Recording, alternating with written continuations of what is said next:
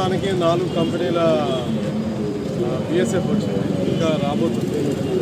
ప్రస్తుతం వచ్చిన దాంట్లో ఆలగడ్డ టౌన్లో, బంగారపల్లి టౌన్లో, ఆత్మకూరు టౌన్లో, నంద్యాల టౌన్లో 4 కంపెనీలు కూడా బిఎస్ఎఫ్ ఫోర్స్. వీళ్ళందరూ కూడా సమస్యాత్మక గ్రామాల్లో కంపల్సరీగా అందరూ కూడా 2-3 సార్లు కూడా కవాతు ప్రదర్శన చేయడం జరిగింది. ఆ విలేజ్లోకి వెళ్ళడం, అక్కడ ట్యాగ్ మార్క్ చేయడం, ప్లస్ ఆ ఏరియాలో పర్టికులర్ కాలనీ తీరా ఉంటే అక్కడ లీడ్ హోల్డర్స్ ఎవరైనా వాళ్ళని పిలవటం, ట్రబుల్ మాంగర్స్ని పిలవటం, కౌన్సిలింగ్ చేయడం, ప్రశాంతంగా ఉండండి, మీ హక్కును మీరు కాపాడుకోండి, అంతేగాని సంఘ విద్రోహ చర్యలకి పోతే మాత్రం కఠినంగా చర్యలు ఉంటాయి అనేది వాళ్ళకి హెచ్చరిక ఇవ్వడం జరిగింది.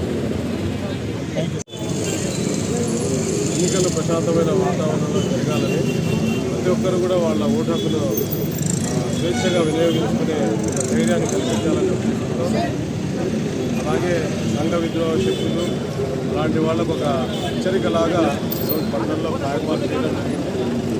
కూడా చేశాం. ఎక్కడ ఎవరైనా గొడవలకు జరగకుండా ముందు జాగ్రత్తలన్నీ కూడా తీసుకోవడం జరిగింది. అందరినీ బైండ్ అవుట్ చేయడం జరిగింది. వాళ్ళందరికీ కూడా కఠినమైన హెచ్చరికలు కూడా ఇవ్వడం జరిగింది. అన్ని విధాలుగా వాళ్ళ మీద దృష్టి ఉంటుంది. ఇటువంటి సంఘటనలు జరగడానికి కూడా మేము మా వైపు నుంచి కఠినంగా ఉంటాం, ఎవరికి ఆస్కారం ఇవ్వం. మీ అందరి వైపు నుంచి కూడా సహాయ సహకారాలని అర్థిస్తున్నాం. జిల్లాలో